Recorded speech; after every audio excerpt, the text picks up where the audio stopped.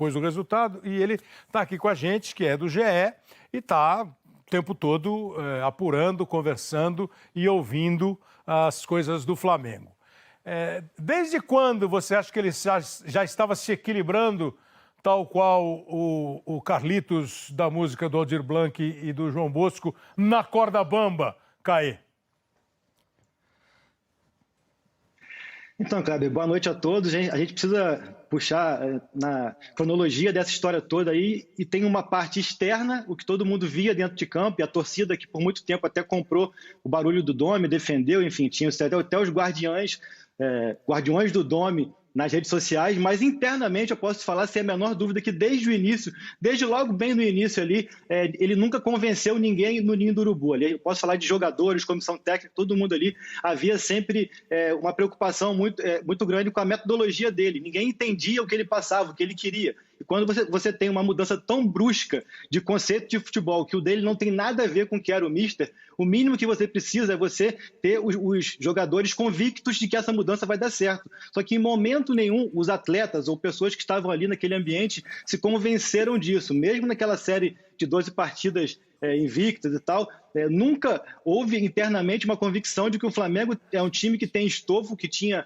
performance para disputar títulos. Eram sempre vitórias ali conquistadas muito mais na marra, no talento individual, enfim, por tudo que esse elenco representa, mas nunca pelo trabalho do Dome. Eu posso falar isso porque a gente falou ao longo da programação do Sport TV, nesses 98 dias, muitas vezes, algumas muito pontuais, como, por exemplo, antes e depois da derrota por 5-0 para o Del Valle lá em Quito, são alguns casos, alguns episódios de treinamentos onde jogadores relatam que eles olhavam entre si e falavam: não é possível que ele está passando isso, não é possível que ele quer que a gente faça isso dentro de campo, não vai dar certo. Em alguns casos, alguns líderes do elenco chegaram para ele e falaram: Dome, assim não está legal, não vai dar certo, e ele nunca deu muitos ouvidos no sentido de colocar em prática. Ele sempre escutava muito, mas nunca colocava em prática. O Caio falou muito bem agora do jogo contra o São Paulo. Na terça-feira eu recebi muitos relatos surpresos de jogadores e pessoas que estavam no ambiente do Ninho, de que ele não deu nenhuma atividade nem para corrigir os erros defensivos, nem para mostrar um vídeo, nem muito menos para falar sobre o Atlético Paranaense, que seria o rival da quarta-feira,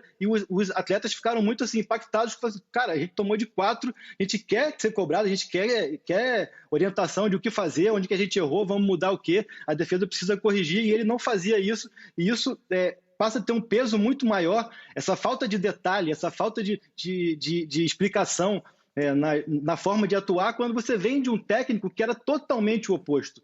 Eu não vou comparar performance, porque eu concordo com o Júnior, concordo com todos vocês, que a performance é impossível de se repetir. Mas a atitude e a forma de trabalhar do Jesus, eles comparam muito nos bastidores. E essa comparação aí pesou muito também em muitos momentos. Pois é, mas assim, das informações que você tem, desses relatos que você recebe, os jogadores até qual grau eles dividem a responsabilidade? Eles se incluem no ano não tão brilhante?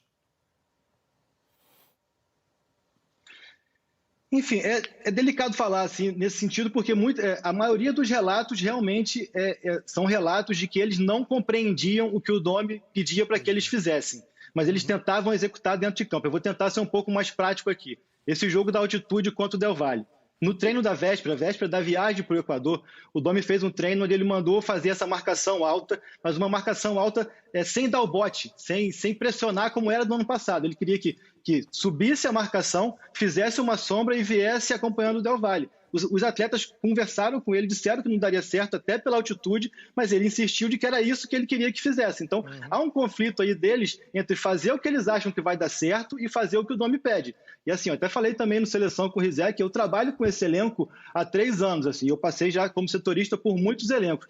Não estou aqui para defender ninguém, nem devo fazer isso, mas eu preciso relatar o que eu tenho de informação e de convívio. Não é um elenco que por exemplo, tenha se incomodado e jogado contra. Não é a percepção que eu tenho nos relatos deles e de pessoas que estão no dia a dia do CT. Até porque, assim, talvez o único elogio que eu escutei nesse tempo inteiro do Dome é de, assim, caramba, ele é muito gente boa, cara. Cara, ele é muito gentil, ele é muito educado, mas não dá certo, mas ele não é técnico. Entendeu? Então, assim, é uma questão que vai além, porque muitas vezes o clichê do futebol parece que o time está contra o técnico, quer derrubar o técnico. Nesse caso, não é a percepção que eu tive em momento algum. Não, claro, isso aí nem se cogita isso. Só te perguntei se eles estavam achando que eles estavam jogando bem, estavam jogando mal, mas parece, claro, que não houve um entrosamento entre a teoria do Domi e a prática do time do Flamengo. E como disse o Caio, essa falta de, essa palavra que hoje é super usada, da intensidade, era um time que era um sufoco. O adversário, parecia que o adversário enfrentava o Flamengo sempre na altitude e que o Flamengo era nativo da altitude. E para encerrar, Caio, a primeira opção é Rogério, a segunda é Rogério Ceni e a terceira é o Ceni? O Flamengo não pensa em outro nome? Não é primeira nem segunda. Eu diria já que o próximo técnico do Flamengo será ele mesmo, será o Rogério. Ele já entrou em acordo agora há poucos minutos com o Fortaleza. É uma negociação que teve início ainda antes da demissão do Domi, pelo menos aquela sondagem. Será que o Rogério aceitaria? Será que ele acha? O que ele acha desse processo? O Marcos Braz foi muito cuidadoso nesse sentido. Por isso que a demissão não aconteceu ontem no Mineirão, porque ele queria ter convicção e certeza do próximo passo, pelo menos qual o rumo que ele tomaria. E assim que ele demitiu o Domi, ele entrou em conversas mais intensas com o Rogério.